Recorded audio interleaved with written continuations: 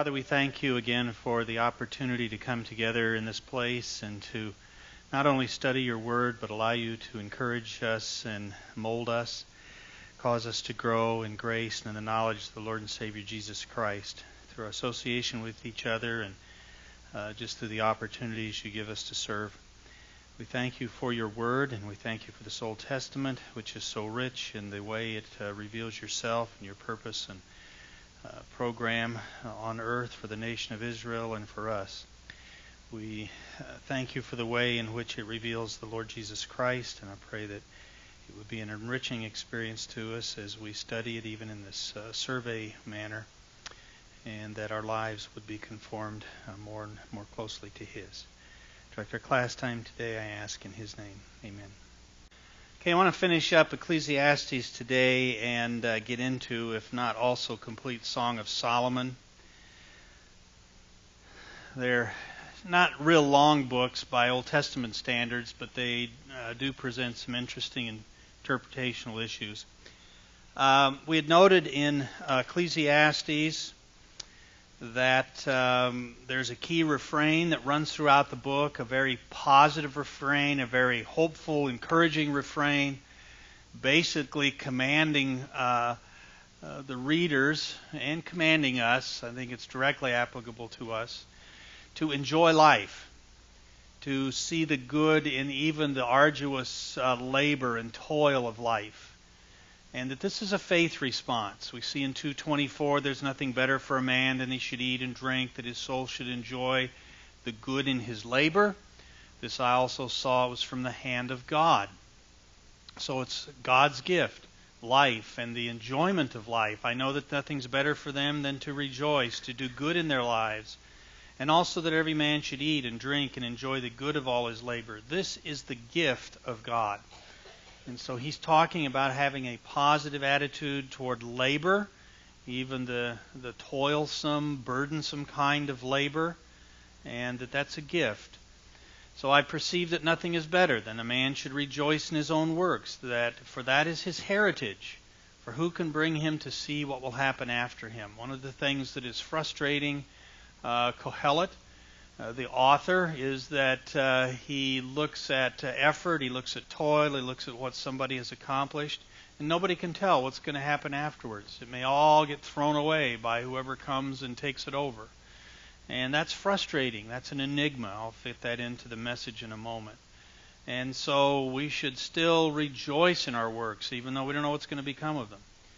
5:18, here is what I have seen. It's good and fitting for one to eat and drink, to enjoy the good of all his labor in which he toils under the sun, for all the days of his life, which God gives him, for it is his heritage.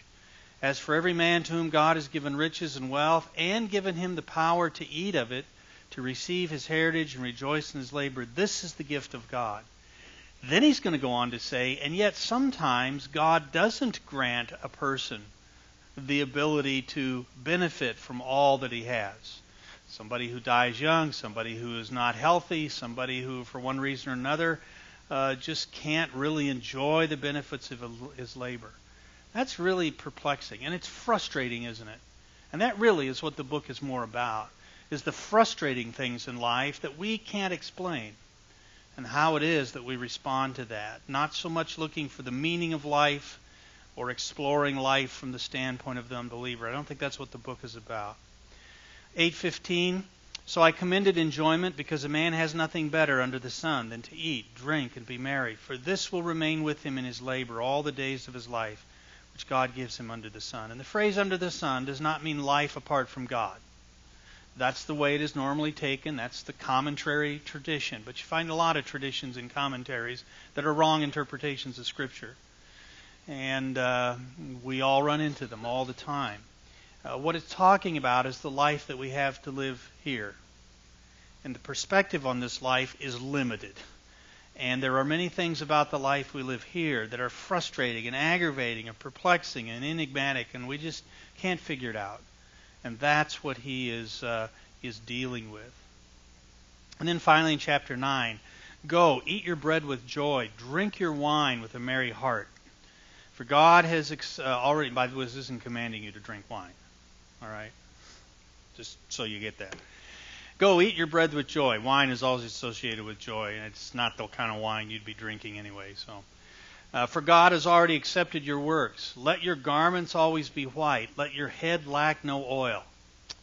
Get up and fix your hair in the morning. That is a command. Live joyfully with the wife whom you love all the days of your vaporous life, which he has given you under the sun. All your days of vapor. It's fleeting. It's hard to get a hold of. It's gone. But that doesn't mean it's meaningless. You see the point? For that is your portion in life and in the labor which you perform under the sun. So there's this refrain running all the way through, and he gets to the end of certain discussions, and he says, this is what I can say for sure. God has given us life to enjoy. No matter what it brings you, no matter how laborious, no matter how perplexing, enjoy life. It's a gift of God. Celebrate life as a gift of God. And so that's the key refrain in the book. The key injunction is fear God. Many will say that the book is an exploration of the purposeless of life, living apart from God. And then at the end he says, here's what you need to do is fear God. And yet, the command to fear God is woven all the way through the book as well. Just we'll quickly read these verses. 3:14. I know that whatever God does, it shall be forever. Nothing can be added to it and nothing taken from it. And this is the passage where it says there's a time for this and a time for that and a time for this and a time for that. We see that, but we don't understand why this time for this event in this person's life, and yet it seems completely contrary in somebody else's life. So nothing can be added, nothing taken. God does it, that men should fear before him. And so these things that come in life, and they come regularly, and yet they come sometimes without rhyme or reason to us. God does it. And one of the reasons he does it is so that we would live before him with that healthy respect. We looked at this at the introduction to wisdom literature, what the fear of the Lord is. 5:7, don't let your mouth cause your flesh to sin, nor say before the messenger of God, it was an error. It's talking about vows and so forth. Why should God be angry at your excuse and destroy the work of your hands? So he's really giving some proverbial wisdom. Don't be foolish and promise to do something before God and then not do it, because that's going to bring some negative consequences. For in the multitude of dreams and many words there's also vapor, but fear God. In other words, live before him so that you don't take vows in a casual manner. And so he talks about practical advice in life, as well as the big picture of what happens when things don't work out, like Proverbs says. Do not be overly righteous, 7:18, nor be overly wise. Why should you destroy yourself? Do not be overly wicked, nor be foolish. Why should you die before your time? It is good that you grasp this, and also not remove your hand from the other. No, I'm not going to explain this verse. It's one of those enigmas in this book, all right? For he who fears God will escape them all. And so again, he's talking about extremes. You live over here, you're going to experience this. You live over there, you're going to experience this. And yet, who knows what's going to happen? But the key is faith in God. And so he is counseling faith. He's counseling submission to God and a humble life of faith before God all the way through. 8:12, though a sinner does evil 100 times and his days are prolonged. You see, that's an enigma. That doesn't fit with Proverbs. Proverbs says wickedness shortens life. And statistically it does. But not absolutely. And so a sinner may live, do evil and prolong his days. Yet I know it will be well with those who fear God. In other words, still live by faith, who fear before him. But it will not be well with the wicked, nor will he prolong his days, which are as a shadow, because he does not fear God. So here it says the evil prolongs his days, and he says, but he won't prolong his days. God has it all in his hands, and we aren't going to figure it out. Yet we still are to live in faith. There are many, many people who have lost their faith, who have turned their back on God because something has happened in their lives or somebody close to them. Some tragedy that they don't understand, that they don't like. So they basically say, I can't trust a God like this. And they become angry at God and bitter toward God, and they walk away from God. But that's life, and we don't understand it. And so that's what he is counseling throughout. And in chapter 12, at the end, let us hear the conclusion of the whole matter. Fear God and keep His commandments, for this is man's all. But this isn't just the advice he gives at the end of the book. This is woven all the way through the book. The fear of the Lord and living righteously, living rightly, as Proverbs says we should. For God will bring every work into judgment, including every secret thing, whether good or evil.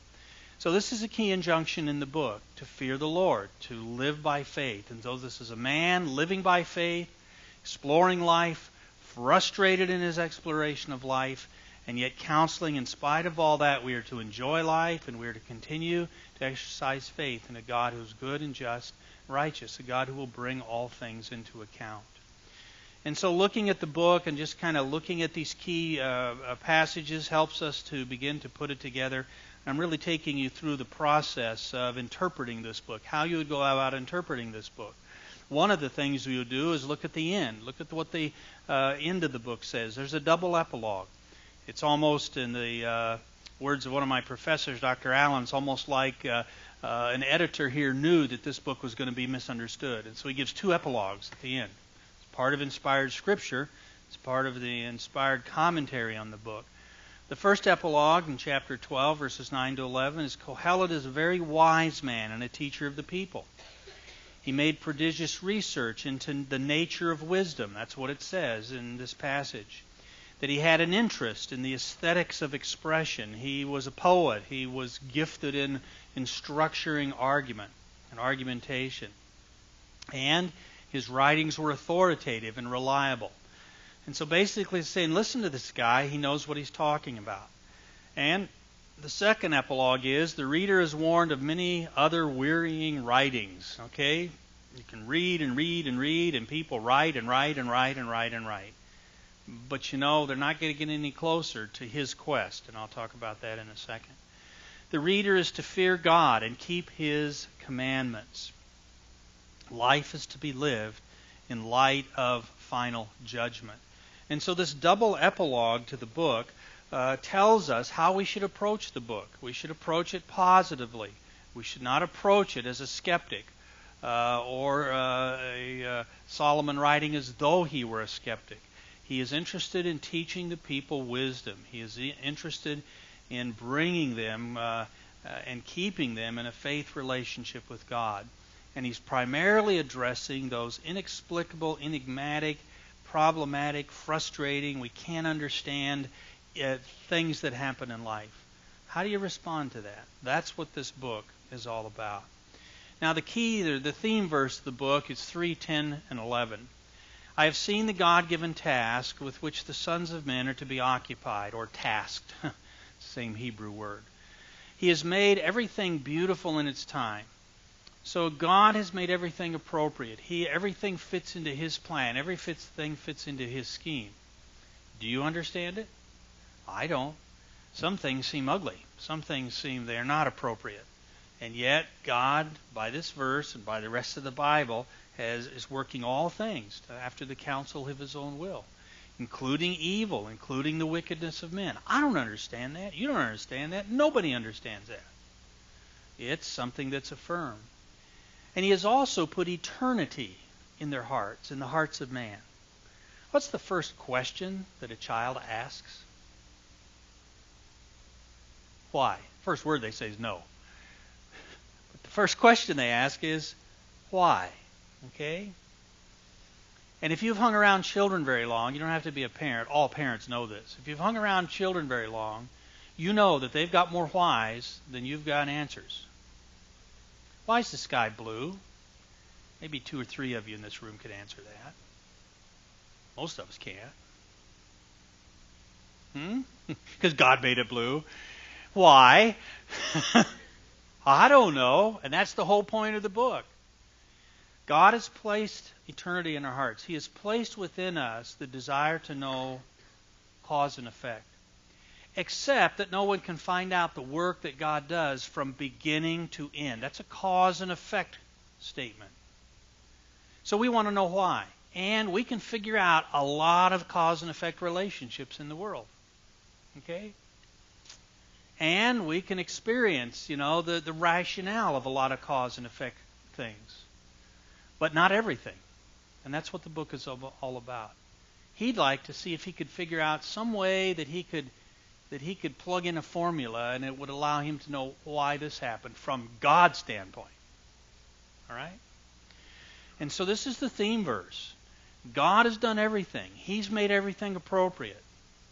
Beautiful is appropriate in this sense. It all fits as God is designing and organizing and supervising His universe. And He's given us the desire to know and to track all that out.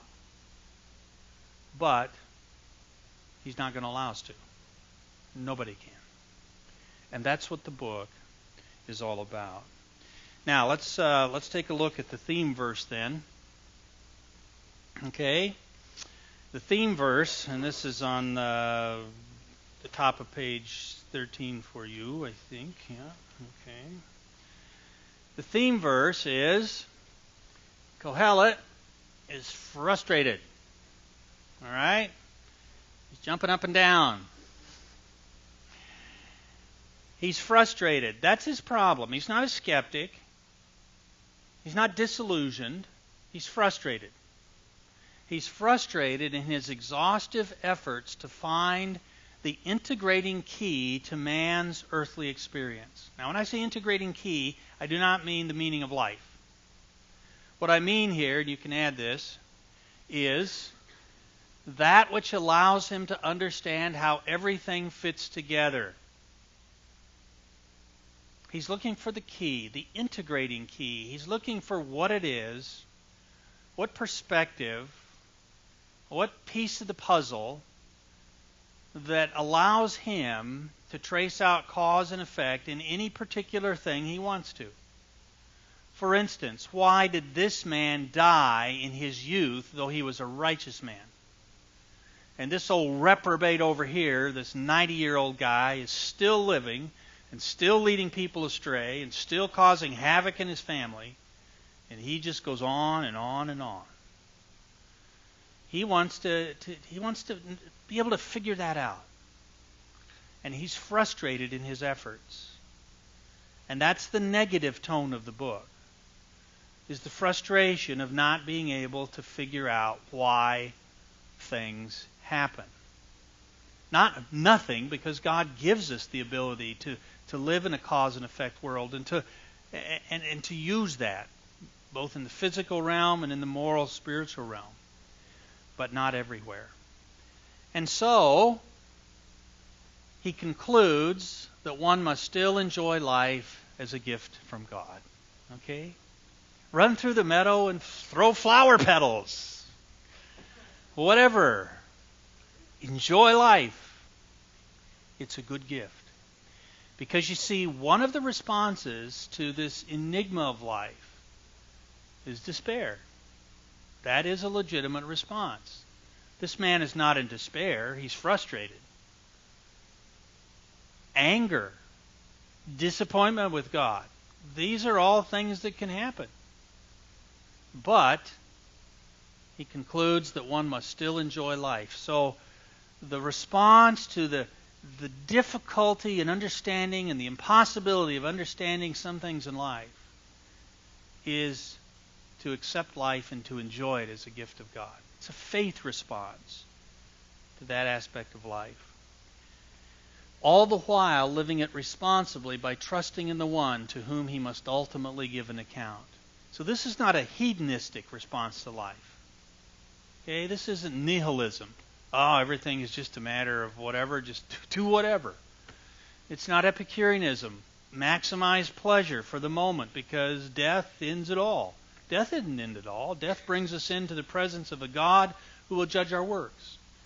And when we get there, we want to find that we have lived responsibly. The whole New Testament is about that, living in light of the judgment seat of Christ. But some Christians become disillusioned with life, struggling with what he's struggling with. Why'd you let this happen to my parents? Why'd you let this happen to me? Why'd you let this happen to that good person? That's what this book is designed to deal with. That's what he's looking at. And he's the wisest man on earth. And he says, I can't find the answer. That's what it's all about. So the integrating key is that ability to trace cause and effect in those problematic areas that don't seem to jive. That certainly don't seem to jive with Proverbs. Okay? Now, just another way to look at this. Remember, Dr. Einstein was introduced to us. In his first semester, Mr. Iverson came in, talked about creation and so forth. Einstein propounds a baffling new theory. This is old hat to us. You know the formula. What is it? And what does that mean? You have no, Energy equals mass times C squared. Yeah, what's C? Composition?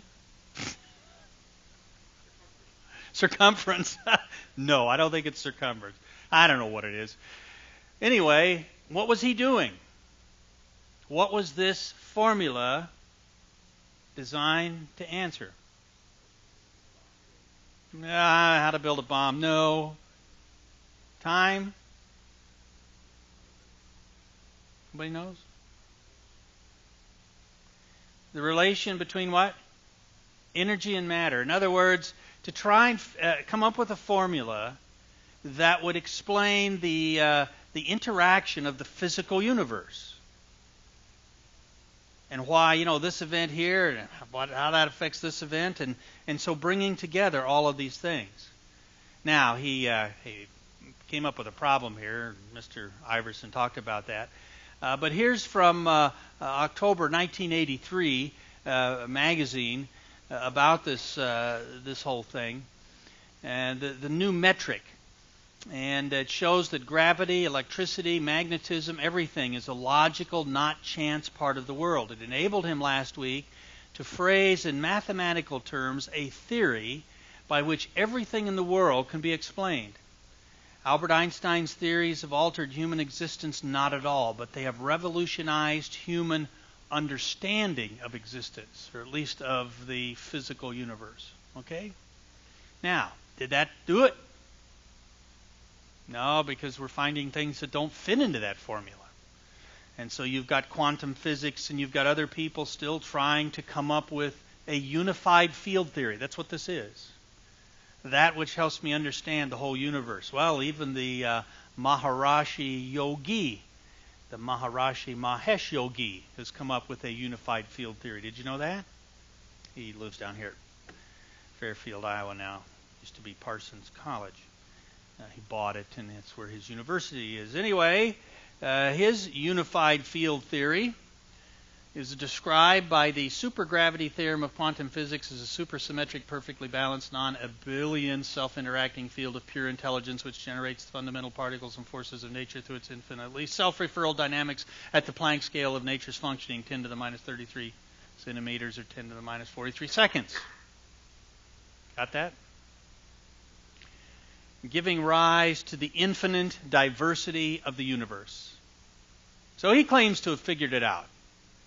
Here's what explains how all the universe goes together. And he's not just interested in its physical aspects. He wants to bring in the whole spiritual as well. So he's got electromagnetism and weak interaction and all these things, and so he's got a unified field theory. Well, there's no end to these things. In fact, just in the last couple of months, some surfer in California supposedly has, come up with another formula that people are really interested in. Hey, this might be it. Well, this is what Kohelet is looking for, not in terms of the physical universe, but in terms of the moral, spiritual, social universe, how men's lives unfold. And he's just as frustrated about finding that as all scientists have been to this point about coming up with a unified field theory. You know what I think the chances are that man will discover the unified field theory of the physical universe? 0. Because God isn't going to give it to us. That's part of what Ecclesiastes is about. He's not going to give it to us. And so what should our response be? Anger? Frustration? Despair? No. Accept life as a gift of His. See the good in all labor, in everything that comes my way. live it responsibly, live it by faith in Him, live it by what He reveals is always the right course. And when you can't, answer the question why. Say, maybe I'm not supposed to know why. But life is still a gift of God's, and He's still worth following.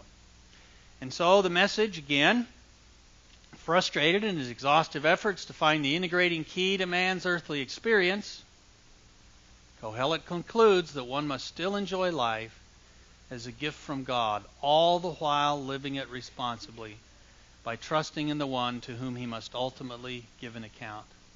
Now, coming back to this little chart that we looked at earlier with Proverbs. Proverbs, wisdom trains for success. Because Yahweh's world has order.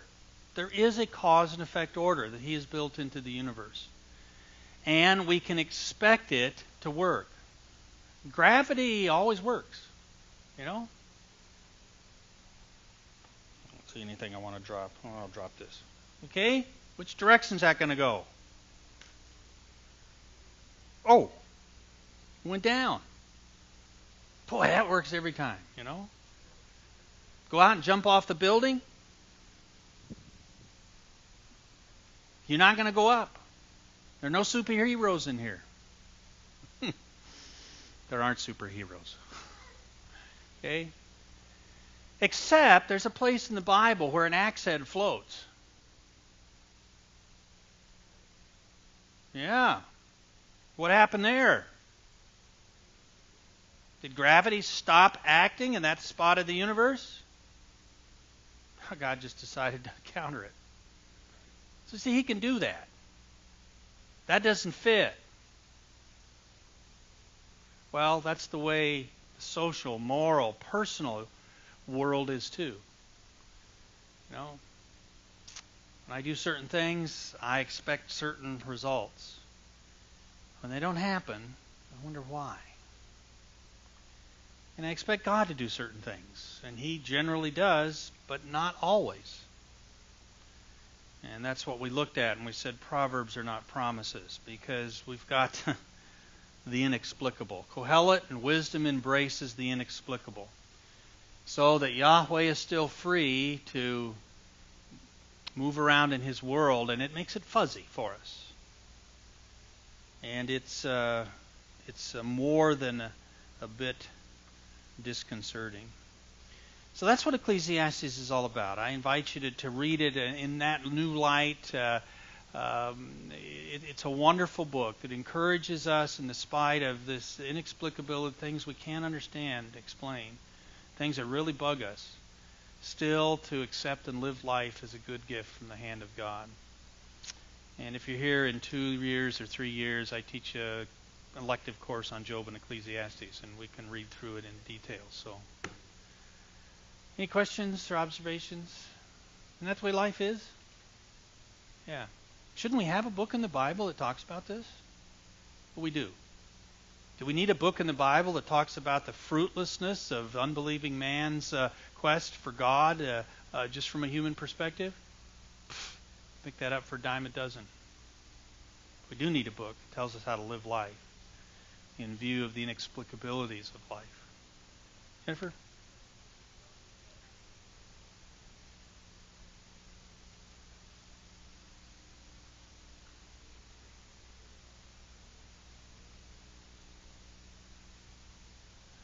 Well, yeah, believers can do that. Believers can walk away, become angry with God and bitter with God, and just give up on the faith. They don't lose their salvation. They're going to lose something else, the judgment seat. But they're not going to lose their salvation. I think it's entirely possible for believers to lose their faith in the sense of just ceasing to interact, ceasing to respond to God, ceasing to walk in the fear of the Lord. And I think the New Testament warns about that. That's my take on it. Okay. Yeah, and so, I mean, the book of Ecclesiastes is designed to help counter that. And you need to make your mind up that that's how life works before these things happen, not after or in the midst of. when your emotions are already just stirred. And that's one of the reasons he has written this. Okay? Okay, let's see what we can get accomplished here with Song of Solomon. The Song of Songs, the most beautiful song is, it's a Hebraism when you get Song of Songs, the most beautiful song. It starts out the Song of Song, which is Solomon's, and so we take it as Solomon's. Who wrote it? Again, you've got all kinds of views. Solomon is mentioned by name in the book. The main character is a king, according to verse 4. There's evidence of his great interest in natural history, and again, if you compare this with 1 Kings 4:33, which talks about all of his investigations and so forth, there is internal evidence that warrants allowing it to be written by Solomon, though of course you have about as many views as there are interpreters in the history of the Bible. But we won't spend a lot of time with authorship. The more important thing is, what is it? What is it? Is it an allegory? And if it is it a Jewish allegory or a Christian allegory? It was written in the Old Testament. Is it typology? Is it a drama? Is it pagan mythology? Or a song of romantic and sexual love? In the Bible? Can you include things like that in the Bible? What is it? I'm just going to summarize very briefly the main interpretive views of this book. The Jews dealt with it allegorically. From 250 or 200 BC on, allegory became a very prominent way of dealing with the Old Testament. It arose, actually allegory arose out of the Greek world. The Greeks, in their pursuit of literature, literary criticism, drama, history, and so forth, had to deal with Homer and Hesiod. What do you find in Homer and Hesiod? Huh? Monsters and gods cavorting around like, adolescent, rebellious adolescent, people out on... I mean, you got all this fantastic stuff, this immoral stuff. That all comes from Greek, and so how did they handle it? Well, they decided, that's not really what Homer and Hesiod meant. Here's what they meant. And they allegorized the whole thing to fit in with what they were doing in the area of philosophy and ethics and aesthetics and so forth. Well, the Jews picked up that because the Jews living in Alexandria were in a Greek-influenced culture and world, but they had the Old Testament, and there were things in the Old Testament that were somewhat embarrassing to them. And so they picked this up, and they used it to do the same thing, to reconcile those things with Greek philosophy, with Plato and Aristotle and so forth. And of course, with Greek thought, you have this dualism between matter and spirit. The spirit is that which is pure and good, and matter is evil. And the human body is of matter, and so anything to do with the human body has something bad and wrong with it, which includes sexuality. And so how do you reconcile that? Well, the Jews, that was their motive for dealing with the Song of Solomon in a completely different way. So they took it as a history of the salvation of the Jewish people. I'm sure that popped into your mind as you're reading the Song of Solomon, didn't you? Did you see the parallels there? No. Or the union of the divine soul and the human body. Yeah. That's one of the ways the Jews took the Song of Solomon. I mean, again, it can't just be about, human romantic love that involves sexual metaphors and marriage, sex and marriage metaphors. That just couldn't be. So those are two main Jewish allegorical views. The Christian interpretive tradition picked this up, not universally. Christ and his bride, the church, is the main view, allegorical view of the church age, but not the only one. This was out of negative attitudes towards human sexuality again. a misunderstanding, a misreading of what the Bible talks about in terms of the physical and the spiritual. And it was influenced by Platonic and probably Gnostic ideas. See, Gnosticism was a whole thing of emanations of the Spirit and trying to get away from the tainting of the body and so forth. So you could see how those who would be influenced in the church by Platonic dualism and Gnosticism, and we know that crept in very early. In fact, Colossians is probably dealing with the incipient forms of this kind of an approach. And so, what do you do with a book in the Bible that seems to celebrate human sexuality when we know that everything that the body is wrong? Well, allegorize it, and so you make it into something else. No, that's under the main view. I'm getting other views right here. Other Christian allegorical schemes. The bride is Mary, not the church. Or not Christ. Or not the church, I'm sorry. Okay? That obviously is a Catholic view. Or the bride is the state under Solomon. So the Christians also picked up this idea of Jewish history. And so they allegorized it around the state of Israel and Solomon as the king. Or it's a prophetic narrative of church history. Now, I'm sure some of you saw that. No, probably not. Okay? Or it's the mystical marriage of the soul with God. Did you know that your soul underwent a mystical marriage ceremony with God? Okay? These are a few of the various ways that the Song of Solomon have been interpreted. Allegorical. In other words, there's no control in the text, but assigning these types of things. It's also been treated typologically. And typology is a valid device we find in the Bible. It's similar to allegorical, but it's not as strict of correspondence. You can jot these points down under typology. It's not as strict a correspondence. Allegorical is making everything correspond to something. You have to really put it all together. Do you know that there were more commentaries written on the Song of Solomon up through the Middle Ages than any other book of the Bible?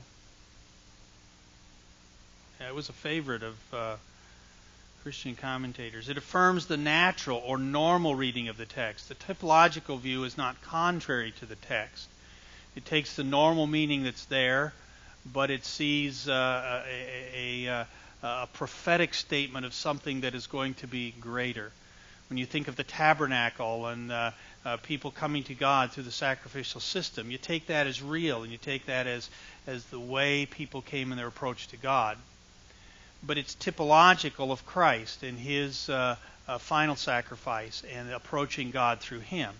So they're the same, but the one is like a prophetic foreshadowing of that which is greater, but doing the same thing, saying the same thing. Allegory takes it completely different. The meaning of the text, the natural meaning of the text, is not even paid attention to. And type and antitype need not correspond exactly. So for instance, Jonah can be a type of Christ in regard to his death, burial, and resurrection in the fish, and the New Testament makes that point. But is Jonah a type of Christ in every respect? Well, no. Christ never ran from God when God gave him a commission. You know, when God said, go to earth and redeem man, Christ didn't head off for Jupiter. He did it. So typology doesn't have to correspond at every point, whereas allegory does. And so typology is different, and it has been taken typologically. There are drama views, that this is a drama. And it usually looks at ancient Greek forms, but these Greek forms really don't correspond.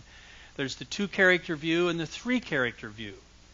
The three-character view has the shepherd here, that whenever she's talking about someone she's in love with, the Shulamite, she's talking about a shepherd.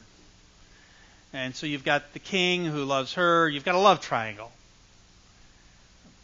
But that's because it's just hard to see that this could be a love story between a man who had hundreds of wives and more concubines. You know, passionate love story, one woman. There's just something that doesn't fit there. And there is something that doesn't fit there. But I think there's a better way to take it than a three-character view of the book. And then there are literal views. Is it pagan mythology? No. Is it a song of romantic and sexual love? These are the literal views. It's a lyric expression of human love. That is, it's poems. It's the seeking and finding of fulfillment in love. It's an anthology of separate poems or Syrian wedding songs. However, these Syrian wedding songs are rather late in history to be comparing to this. Now, these are some different ways that it has been taken in terms of a literal view. The view I'm going to follow is the literal didactic. This would be the fourth one. You need a fourth little thing there. The literal didactic. And that is, it's a literal story, love story with a teaching point. Okay? So it's not just a poem, it's not just a drama, but it affirms the physical side of marriage with an emphasis on exclusivity. That it is about married love between Solomon and a country girl, a Shulamite. But it is designed to make a point, and the point has to do with the exclusivity of marriage. You've got my message statement there, that the Song of Songs celebrates the enjoyment of sexual love as it calls for and is only fully realizable in the security of an exclusive relationship between a wife and her husband. And the summary verse, you got this down, I'll come back to it in a minute. The summary verse is 8:6. Set me as a seal upon your heart. This is the Shulamite. Set me as a seal upon your arm. I want to be I want our love sealed. I want me to be the guarantor of the devotion and the complete exclusive devotion of your heart to me. For love is as strong as death, and jealousy as cruel as the grave. Its flames are flames of fire, a most vehement flame. And the way this is argued, and I've given you some references here at the bottom of page 15, is that she's aware of these other wives, the concubines. At this time in his life, there are much less than the notice we find in Kings. And so she's basically saying, yeah, I'm in love with you, we're married, but I want to be your exclusive wife. Which is what the Bible wanted, which is what God wanted for Solomon. And Solomon walked away from that. If he had not, what would have been the difference? Likely. Well, you wouldn't have found what you did in 1 Kings 11. Because his foreign wives wouldn't have had the influence upon his heart.